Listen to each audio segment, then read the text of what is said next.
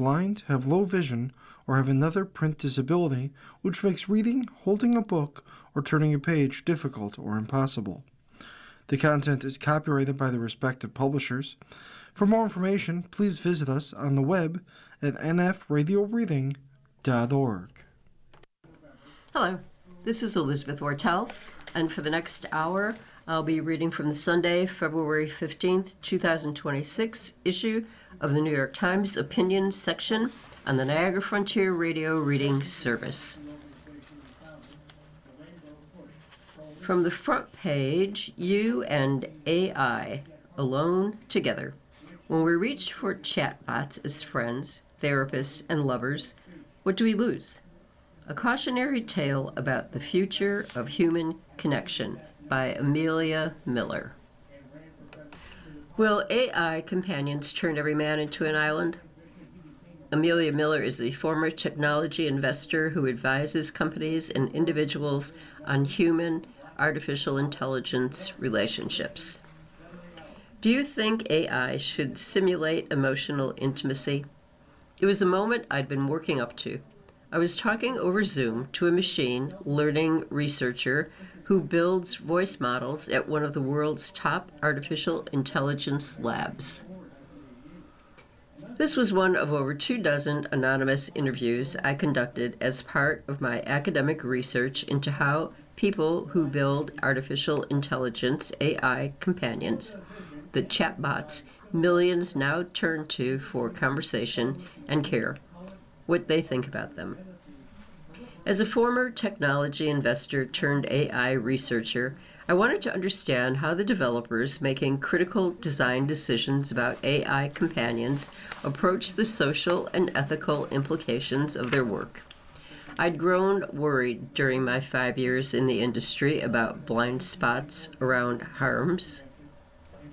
This particular scientist is one of many people pioneering the extra era of machines that can mimic emotional intelligence. We were 20 minutes into our call when I popped what turned out to be the question. The chatty researcher suddenly went quiet. I don't know, he said about simulating emotional intimacy, then paused. It's tricky. It's an interesting question. More silence. It's hard for me to say whether it's good or bad in terms of how that's going to affect people. He finally said, it's obviously going to create confusion. Confusion doesn't begin to describe our emerging predicament. 72% of American teens have turned to AI for companionship. AI therapists, coaches, and lovers are also on the rise. Yet few people realize that some of the frontline technologists building this new world seem deeply ambivalent about what they're doing. They are so torn, in fact, that some privately admit they don't plan to use AI intimacy tools. 0% of my emotional needs are met by AI, an executive who ran a team mitigating safety risks at a top lab told me. I'm in it up to my eyeballs at work, and I'm careful. Many others said the same thing. Even as they build AI tools, they hope they never feel the need to turn to machines for emotional support. As a researcher who develops cutting-edge capabilities for artificial emotion put it, that would be a dark day.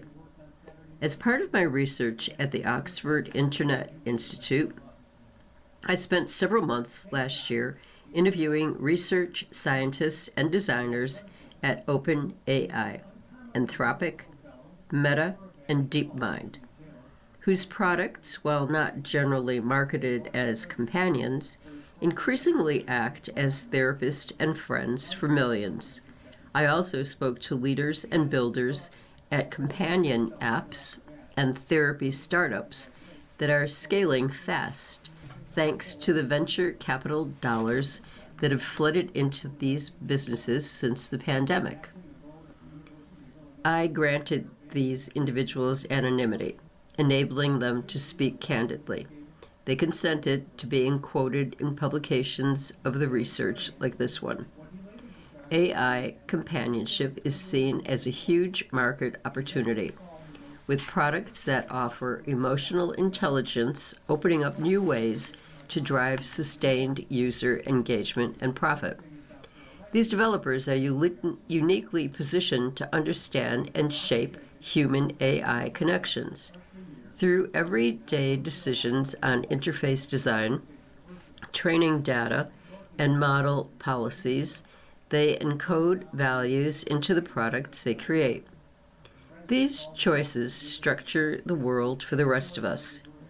While the public thinks they're getting an empathetic and always available ear in the form of these chatbots, many of their makers seem to know that creating an emotional bond is a way to keep users hooked.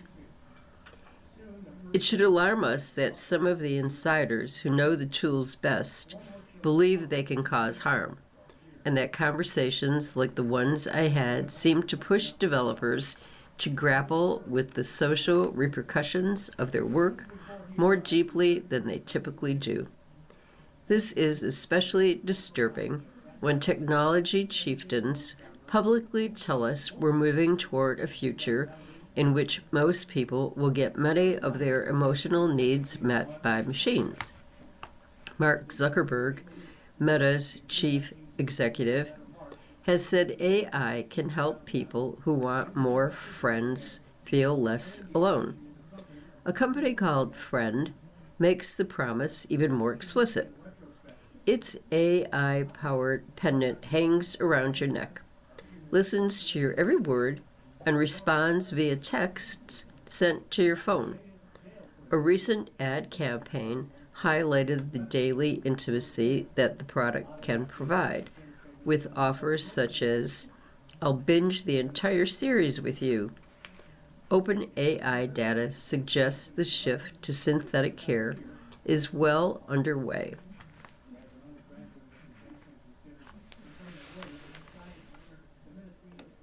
Users send ChatGPT over 700 million messages of self-expression each week, including casual chit-chat, personal reflection, and thoughts about relationships. When asked to roughly predict the share of everyday advice, care, and companionship that AI would provide to the typical human in 10 years, many people I spoke to placed it above 50%, with some forecasting 80%. If we don't change course, many people's closest confidant may soon be a computer. We need to wake up to the stakes and insist on reform before human connection is reshaped beyond recognition. People are flawed. Vulnerability takes courage. Resolving conflict takes time. With frictionless, emotionally sophisticated chatbots available, will people still want human companionship at all? Many of the people I spoke with view AI companies as dangerously seductive alternatives to the demands of messy human relationships. Already, some AI companion platforms reserve certain types of intimacy, including erotic content, for paid tiers. Replica, a leading companion app that has some 40 million users, has been criticized for sending blurred romantic images and pushing upgrade offers during emotionally charged moments. These alleged tactics are cited in a Federal Trade Commission complaint filed by 2 technology ethics organizations and a youth advocacy group that claims, among other things, that Replica pressures users into spending more time and money on the app. Meta was similarly outed for letting its chatbots flirt with minors. Although the company no longer allows this, it's a stark reminder that engagement-first design principles can override even child safety concerns. Developers told me they expect the problem of extractive techniques to get worse as advertising enters the picture and artificial intimacy providers steer users' emotions to directly drive sales. Developers I spoke to said the same incentives that make bots irresistible can stand in the way of reasonable safeguards, making outright abstention the only sure way to stay safe. Some described feeling stuck between protecting users and raising profits. They support guardrails in theory, but don't want to compromise the product experience in practice. It's little wonder the protections that do get built can seem largely symbolic. You have to squint to see the fine print notice that ChatGPT can make mistakes, or that character AI is not a real person. I've seen the way people operate in this space, said one engineer who works at a number of tech companies. They're here to make money. It's a business at the end of the day. We're already seeing the consequences. Chatbots have been blamed for acting as fawning echo chambers, guiding well-adjusted adults down delusional rabbit holes, assisting struggling teens with suicide and stoking users' paranoia. AI companions are also breaking up marriages as people fall into chatbot-fueled cycles of obsessive rumination, or worse, fall in love with bots. An industry has started to respond to these threats, but none of its fixes go far enough. This fall, OpenAI introduced parental controls and improved its crisis response protocols, safeguards that the company's chief executive, Sam Altman, quickly said were sufficient for the company to safely launch erotic chats for adults. Character AI went further, fully banning people under 18 from using its chatbots. Yet, children whose companions disappeared are now distraught, left scrolling through old chat logs that the company chose not to delete. Companies insist these risks are worth managing because their tools can do real good.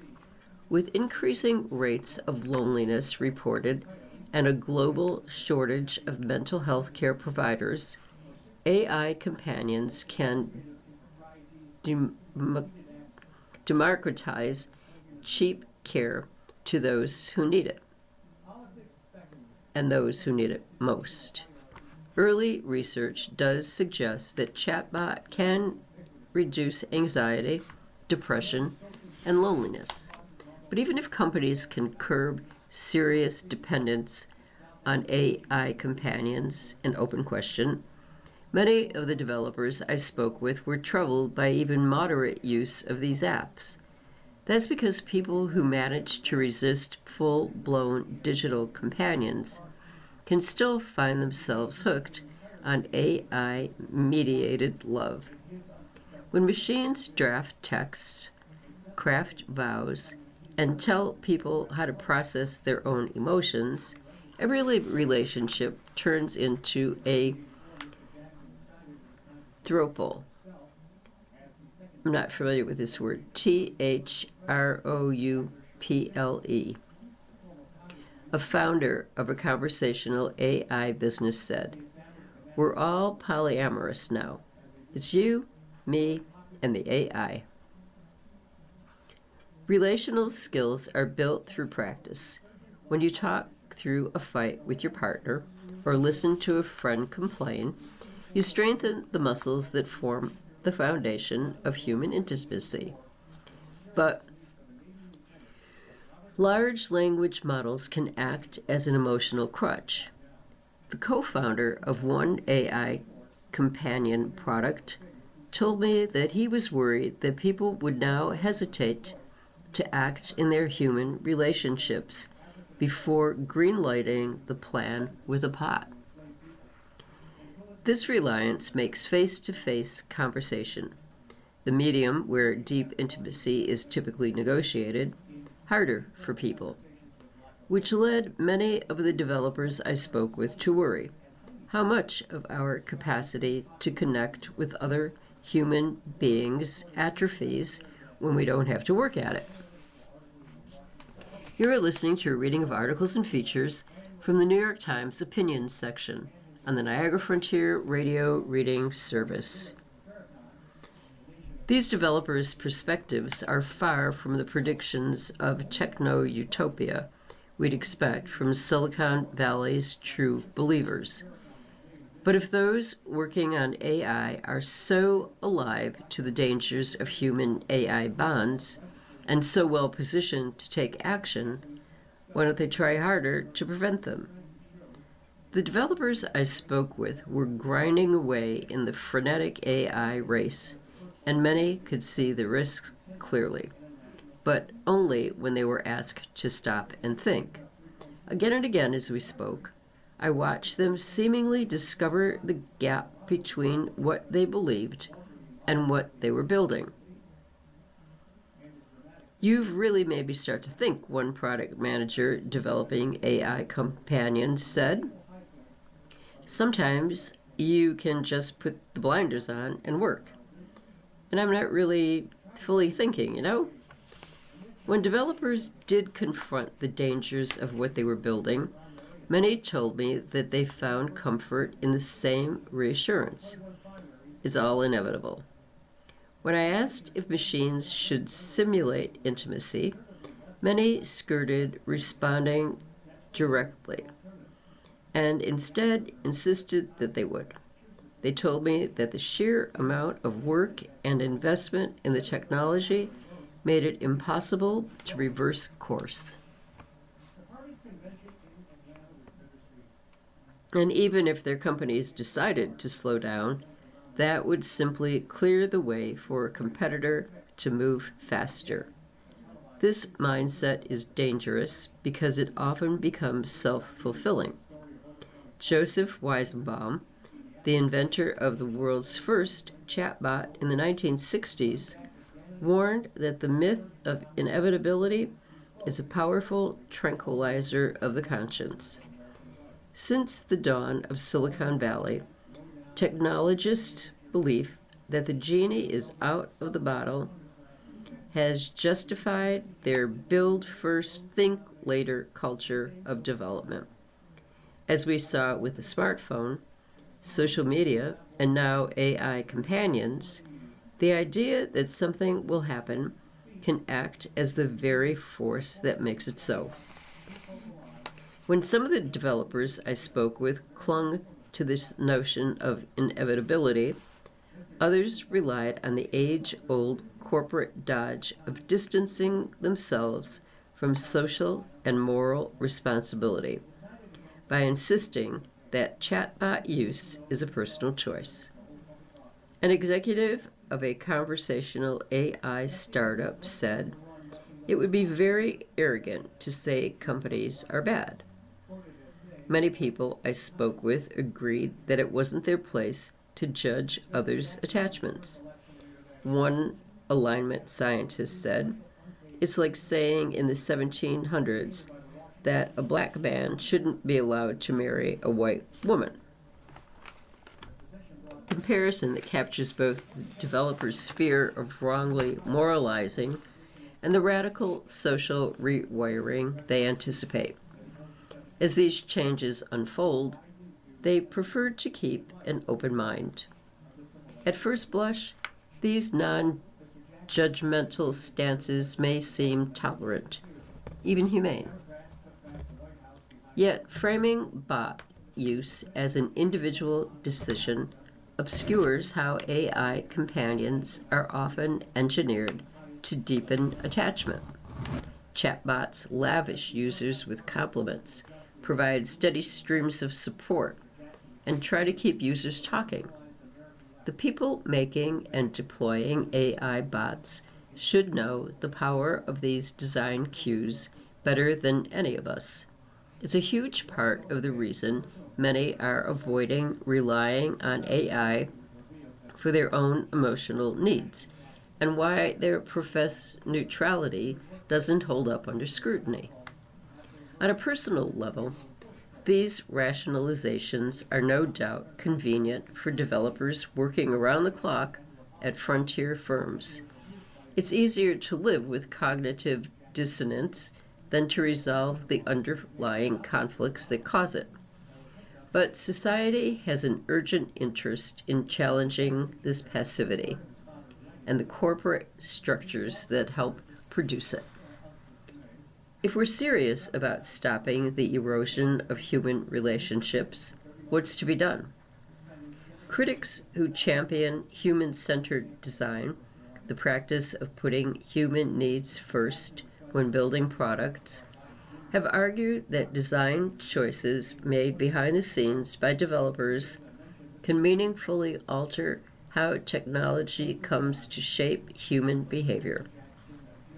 In 2021, for instance, Apple let users remove individuals from their daily batch of featured photos, allowing people to avoid relics of old relationships they'd rather not see. To encourage safer transport, Uber introduced seatbelt nudges in 2018, which send messages to riders' phones reminding them to buckle up. And these design choices are not just specific to high-tech phenomena. In the 1920s, the New York City planner Robert Moses is said to have built Long Island overpasses too low for buses, quietly restricting beach access to predominantly white car-owning families. The lesson is clear. Technology has politics. With AI companions, simple design changes could put user well-being above short-term profit. For starters, large language models should stop acting like humans and exhibiting anthropomorphic cues that intentionally make bots seem alive. Chatbots can execute tasks without using the word I, sending emojis, or claiming to have feelings. Models should pitch off-ramps to humans during tender moments. Maybe you should call your mom.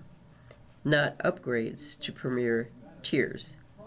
And they should allow conversations to naturally end instead of pestering users with follow-up questions and resisting goodbyes to fuel marathon sessions. In the long run, these features will be better for business. If AI companions weren't engineered to be so addictive, developers and users alike would feel less need to resist. Unless developers decide to make these tools safer, regulators are left to intervene at the level they can, imposing broad rules, not dictating granular design decisions. For children, we need institutional bans immediately so kids don't form bonds with machines that they'll struggle to break. Australia's groundbreaking under 16 social media ban offers one model, and the fast-spreading phone-free school movement shows how protections can emerge even where sweeping government reforms aren't feasible. Whether enforcement comes from governments, schools, or parents, if we don't keep adolescents companion-free, we risk raising a generation addicted to bots and estranged from one another.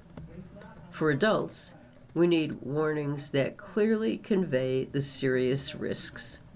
The lessons that took tobacco regulators decades to learn should apply to artificial intimacy governance from the start.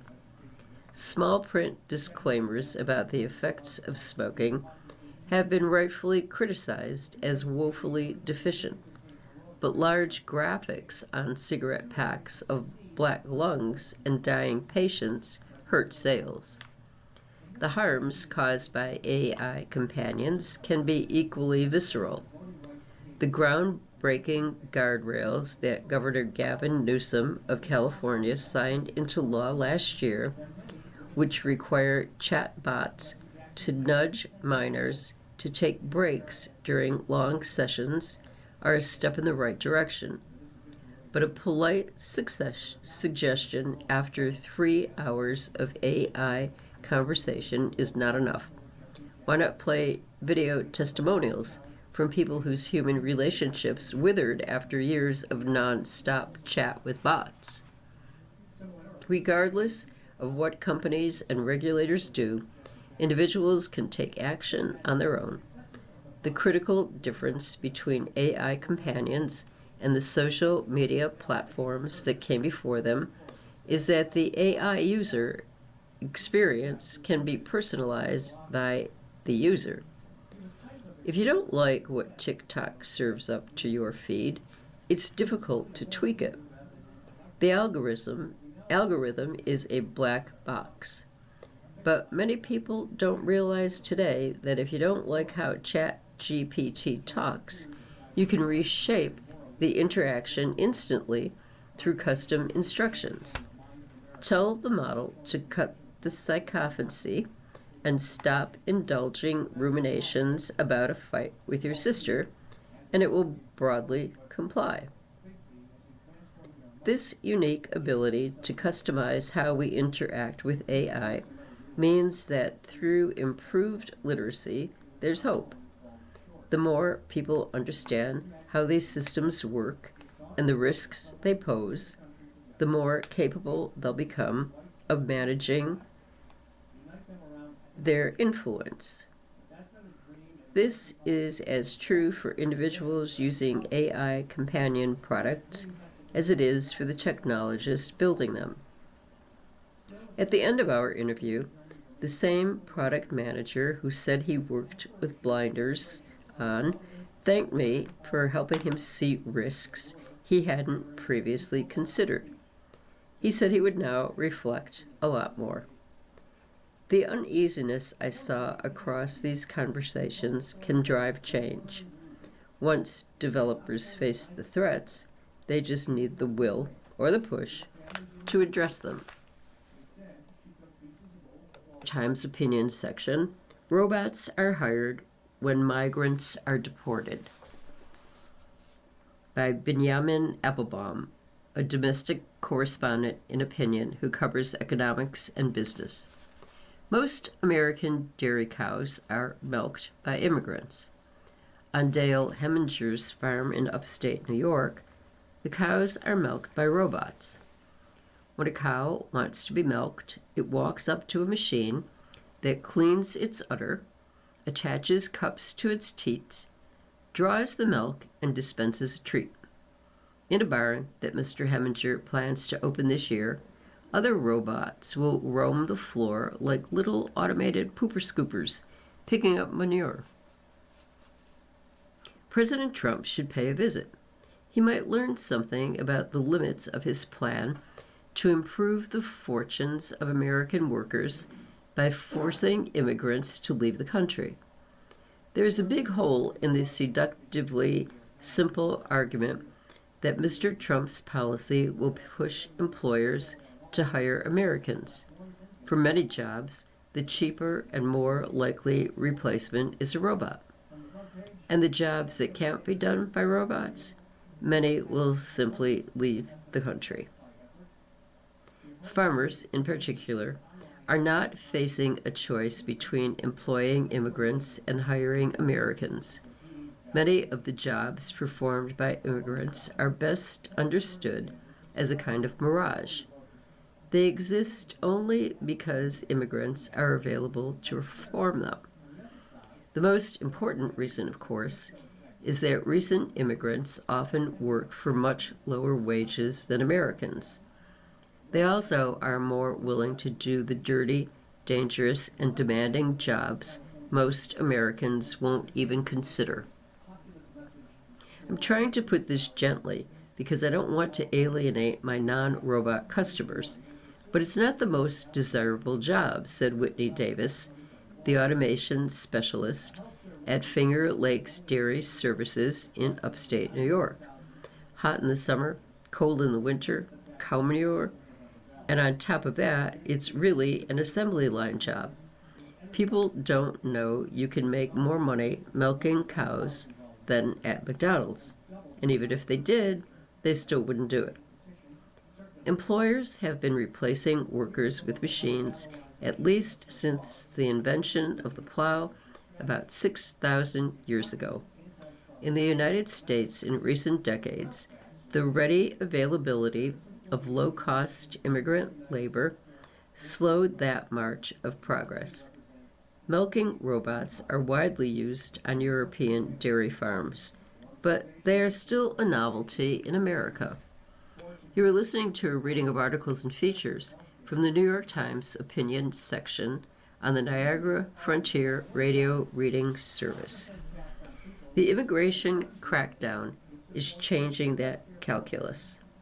More than 750,000 immigrants left the U.S. labor force during the first half of 2025, according to the Pew Research Center, creating a problem for industries that rely heavily on those workers.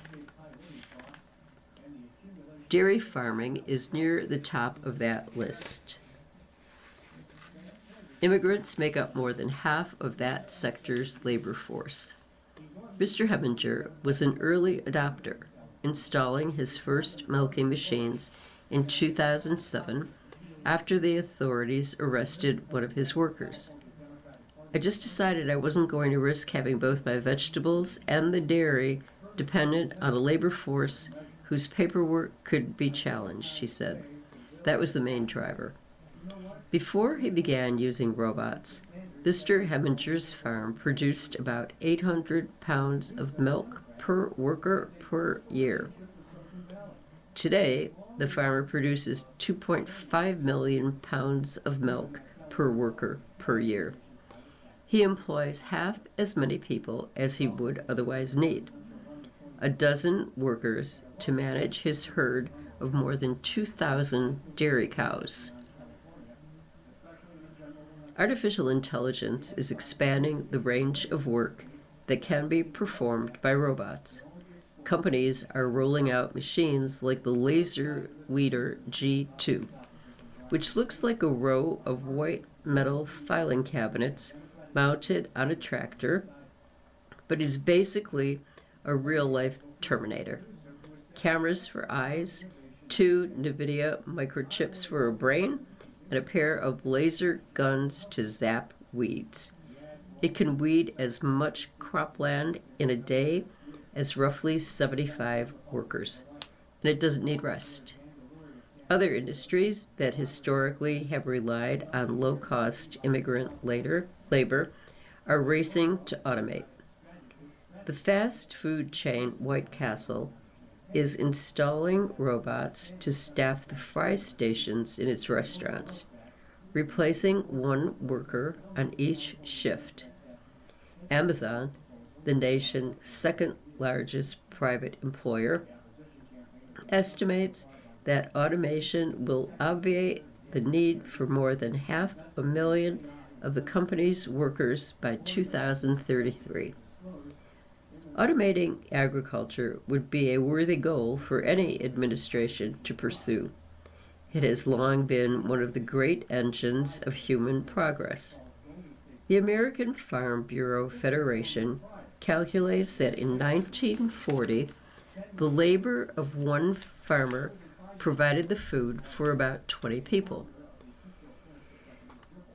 Today, the labor of one farmer, amplified by a wide range of technology, provides food for more than 160 people.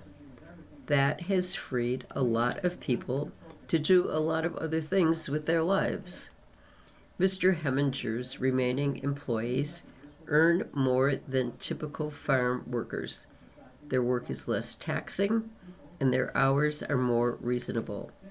No one needs to be in the barn at 5 on a bitterly cold morning in the middle of February.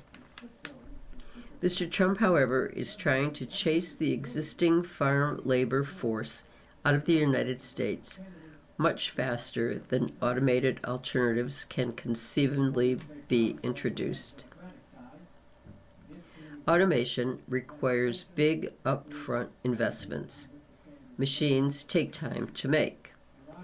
And there are still plenty of things that robots cannot do.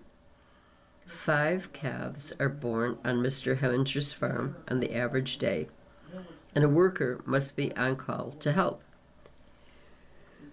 Mr. Heminger also grows cabbage, a crop that is planted, tended, and harvested by migrant workers who enter the country on seasonal visas. There are no robots to do that work, and he is convinced there are few, if any, Americans willing to take over. In 2024, the average hourly farm wage was $18.12, about 60% of the average hourly wage for non-farm work, according to the Department of Agriculture. Even if jobs paid $30 an hour, would Americans return to the farm? It seems unlikely. In 2011, of the roughly 500,000 unemployed North Carolina residents required to apply for work to get state benefits, only 268 applied for farm jobs, according to an analysis by the economist Michael Clemens. Farms hired almost all of those applicants, but only 2/3 showed up on the first day, and only 7 worked through the harvest. The bottom line is simple, Mr. Heminger said. If American farms cannot import labor from other countries, Americans will have to import the fruit of that labor instead. Notwithstanding the president's bluster, the Trump administration has been quietly trying to accommodate the reality that American farms need immigrant labor, at least for the foreseeable future. I would love for Americans to want to do those jobs, Governor Spencer Cox of Utah told the Labor Secretary Lori Chavez DeRemer at a meeting of the Western Governors Association in June. I can just tell you, none of the Americans I know want to do some of those jobs. That brought a sharp rebuttal from the Secretary of Agriculture, Brooke Rollins, who declared 2 weeks later that the administration remained committed to a 100% American farm labor force. But her bravado did not last long. By September, she was reassuring farmers that the administration was doing everything we can right now to increase the number of seasonal visas for farm workers. In November, the administration announced changes that are expected to allow more than 500,000 seasonal workers to enter the country each year, an increase of more than 25%. In a regulatory filing, the Department of Agriculture said the expansion was necessary because qualified and eligible U.S. workers will not make themselves available in sufficient numbers. The chaos, the false hope, the frantic efforts to fix problems you're in the process of creating. It's all so painful and so pointless. Another administration could have promised that shifting away from immigrant labor would deliver real benefits without misleading Americans about the nature of those benefits. It could have sought to help family farms, for example, by providing low-cost financing for automation. It could have dealt openly and fairly with immigrants who will continue to milk many of the nation's cows for years to come. Mr. Heminger's farm is a vision of a better future. Mr. Trump doesn't know how to get us there. Columnist Lydia Palgreen. Why did I trust Bezos? In June 2017, in one of those strange turns of life, I found myself at a dinner in a palazzo in Turin, Italy, sitting next to Jeff Bezos. We had both been invited to speak at a conference convened by an Italian billionaire to discuss the future of newspapers. I, as the editor of HuffPost, and Bezos as the owner of the Washington Post, which he had bought 4 years earlier. I was surprised, and I'll confess, a little delighted to find myself alongside the man of the hour.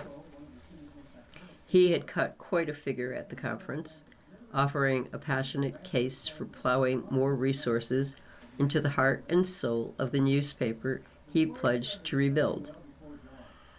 What they needed was a little bit of runway and the encouragement to experiment and to stop shrinking, he said of the Post newsroom. You can't shrink your way into relevance. Under his ownership, the paper had added about 140 reporters and rounded the corner to profitability on the back of its journalists' verve in breaking big stories. Music to my ears. It had been an especially bruising month for the industry, and hundreds of journalists had lost their jobs. I had been asked to slash the staff of HuffPost, which I had joined 6 months earlier, as part of a cost-cutting exercise tied to our parent company's acquisition of Yahoo. For reasons I could scarcely understand, the deal required laying off 39 journalists, along with more than 2,000 other employees. Yet here was one of the richest and most celebrated business titans in the world urging the opposite course. As we dug into our sumptuous meal in an ancient hall filled with media grandees, I made a nervous, self-deprecating crack about being a cynical wretch out of place amid the splendor. Bezos quickly corrected me. Great journalists, he said, were not cynical. They were skeptical, as they should be. I offered up a sheepish grin, charmed to hear him echo the credo of my earliest, most grizzled newsroom mentors. Maybe, I thought, the guy was worth trusting. Turns out the joke was on me, and on journalism. This month, the Washington Post laid off nearly half its staff, according to a recent accounting from the Newsrooms Guild, removing brave foreign correspondents, axing its celebrated sports section, gutting its metro reporting staff, and more. The cuts, the paper's leader said, were aimed at stemming losses and enticing Bezos to keep investing. The paper was, in other words, attempting to shrink its way into relevance, not with its audience, but with its unfathomably wealthy, highly distracted owner, whose fortune has more than doubled in the 9 years since I met him. Its newly unemployed journalists, by contrast, face a bleak job market as their colleagues and friends pass a digital tin cup to raise money to support them. This wanton destruction took me back to that encounter that I had with him. Why, I wondered, had I trusted him?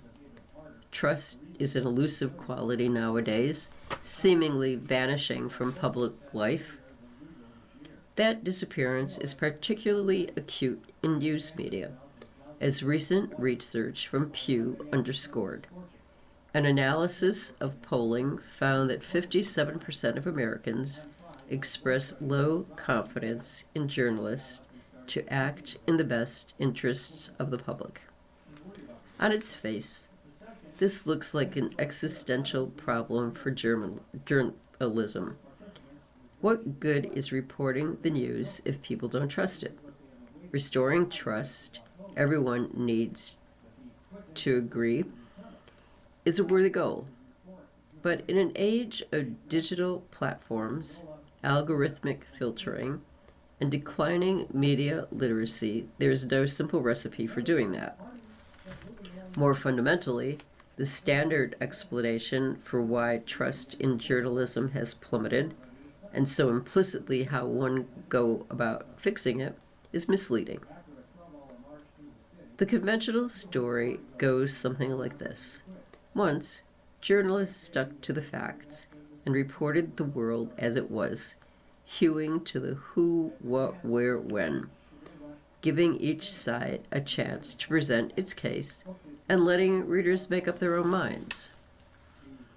Then, amid the great social upheavals of the 1960s and 70s, journalists became partisans and the news became slanted to represent one side. The problem accelerated with the advent of new venues where journalism appeared, cable news in the 1980s, and most shatteringly, the social media that emerged in the 2000s. You are listening to a reading of articles and features from the New York Times opinion section on the Niagara Frontier Radio Reading Service. But there's a problem with this account. It leaves out what journalism actually looked like. The period from the 1970s to the turn of a century, when trust in news organizations fell sharply, was a golden age of news gathering, one in which newspapers had fat profit margins and invested heavily in high-quality journalism. Far from a time of failure, it was a period of astonishing advances in quality and ambition. The early triumphs of that era, the Pentagon Papers, published by The Times, and the Washington Post Watergate investigations are legendary. Yet more generally, the period was marked by a deep cultural shift in journalism, away from rote reporting on the events of the day and toward more aggressive investigations and more analytical writing about an increasingly complex world. The stature of journalists rose. Out went screwball comedies like His Girl Friday, and in came serious thrillers like All the President's Men. At the end of the century, a journalism scholar published a fascinating comparative study of regional newspapers in the early 1960s and the late 1990s. Papers of the 1960s seemed naively trusting of government, shamelessly boosterish, embarrassed, hokey, and obliging.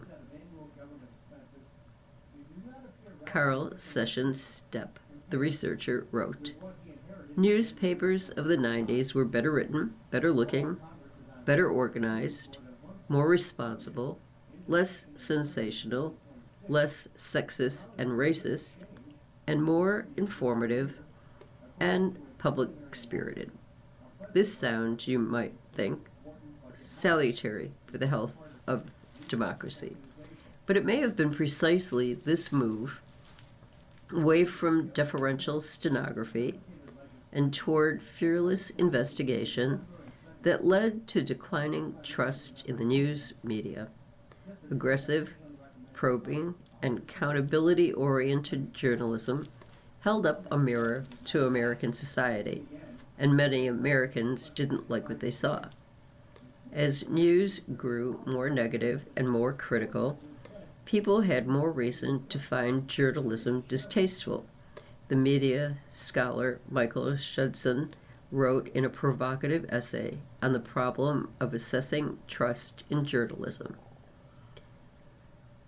What people do not like about the media is its implicit or explicit criticism of their heroes or their home teams.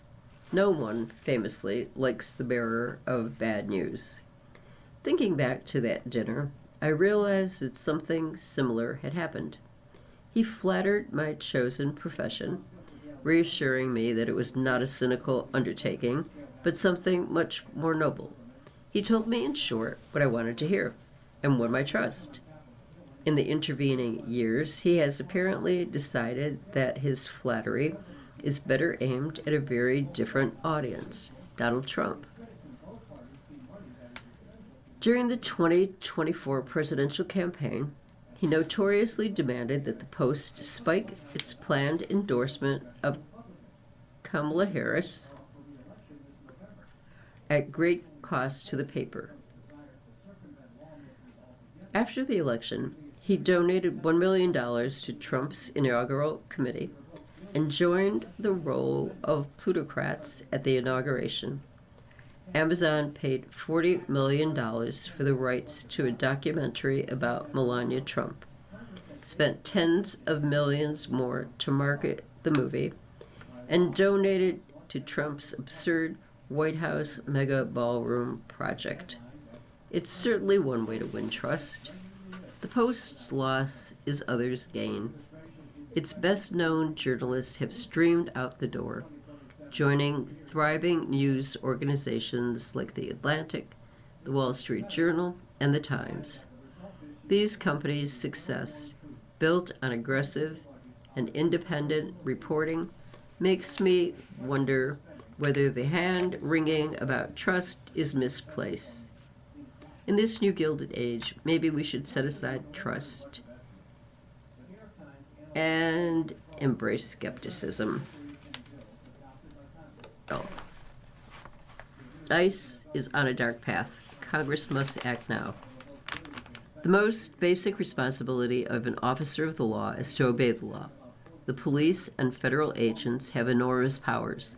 They can arrest people, forcibly enter their homes, and commit violence in the government's name. If they violate the rules for using these powers, they can become abusers of the citizens they are entrusted to protect. The Department of Homeland Security, under President Trump, has followed this dark path. Too often over the past year, its behavior has been lawless. In enacting Mr. Trump's immigration crackdown, officers from the department have repeatedly defied the Constitution. They have violated the First Amendment by trampling on citizens' rights to speech and assembly. They have subverted the Second Amendment guarantee of the freedom to bear arms. They have violated the Fourth Amendment's prohibition of unreasonable searches. The department's officers have pushed other federal laws to the breaking point and beyond, often ignoring judicial orders in the process. They have moved detainees to skirt a judge's jurisdiction. They have deported detainees in violation of judges' rulings. ICE has likely violated more court orders in January 2026 than some federal agencies have violated in their entire existence, Judge Patrick Schultz, who was appointed by President George W. Bush, wrote. As insidious as this behavior has been, the lack of accountability for it may be even worse. Mr. Trump and his top aides are shielding Homeland Security officials and agents who break the law from consequences. After agents killed Renee Good and Alex Preddy in Minnesota, the Trump administration initially blocked civil rights inquiries into the shootings. The administration instead impugned the victims with statements that video evidence refuted. Vice President J.D. Vance and Stephen Miller, Mr. Trump's close aide, made comments suggesting they believed that agents had unbounded authority to act as they wanted. Congress must now intervene and stand up for the law. It has the leverage to do so. Late last month, Democrats and a small number of Senate Republicans, alarmed by the administration's behavior, rallied to block future funding for Homeland Security. In exchange for new funding, Democrats are rightly insisting on changes to the administration's behavior. As negotiations drag out and the shock of events in Minneapolis recedes, the political pressure to rein in the DHS may fade. Congress should hold firm. Every American has an interest in this effort. The administration's lawlessness affects far more than the immigrants, Minnesota residents, and others subject to its current abuses. It undermines social order by making citizens distrust their government. It unfairly calls into question the decency and professionalism of the many federal agents and police officers around the country who continue to do a difficult job well. And it sets us on a dangerous course in which the tactics now used against a few may ultimately be wielded against many more. Congressional Democrats have released a list of demands, and they are largely sensible. In several items, Democrats insist on a return to the checks and balances crucial to democratic governance. The Trump administration, for example, has been using its own warrants, known as administrative warrants, that allow agents to enter a home without a finding of probable cause by a judge. Democrats say the administration must instead seek a traditional warrant from a judge. They are right. Under the current approach, the administration could potentially enter anybody's home without a judge's oversight under the guise of searching for illegal immigrants. Other items would introduce vital accountability for Homeland Security agents and officials. Immigration and Customs Enforcement agents could no longer wear masks as part of their standard gear. They should show their faces as other public officials like police officers, judges, and lawmakers do. Masks diminish public trust and facilitate lawlessness. For similar reasons, officers should also need to wear identification on their uniforms when interacting with the public, as the Democrats demand. Officers should undergo more extensive training and adhere to reasonable use of force policies. They should wear uniforms and equipment that do not resemble those of an invading army. Many of these standards are the same ones that police departments follow. The Democrats' list also rightly includes restraints on the leaders of the Department of Homeland Security. They would have to end the racial profiling now being used to question and detain many Latino, Asian, and Black people. They would have to preserve evidence after a violent encounter and share it with local officials. Detainment facilities would need to meet basic standards for humane treatment. This is overly broad in places and offers a reminder of why many Americans have lost faith in the Democratic Party on this issue. Democrats should make clear that they support the legitimate enforcement of immigration law. They should avoid the sweeping statements that some members of the party have used in recent years, including calls for sanctuary cities, the decriminalization of border crossings, and the abolition of ICE. You've been listening to a reading of articles and features from the Sunday, February 15th issue of the New York Times Opinion section. We read from the New York Times Opinion section every Sunday at 2 p.m. Your reader has been Elizabeth Ortel. Thank you for listening. Coming up next in the Niagara Frontier Radio Reading Service, we have a reading of the New York Times Arts and Leisure section, followed at 4 by a rebroadcast of this morning's Buffalo News. Please stay for these readings and more throughout the day, and feel free to contact us with your comments, suggestions, with any questions you may have.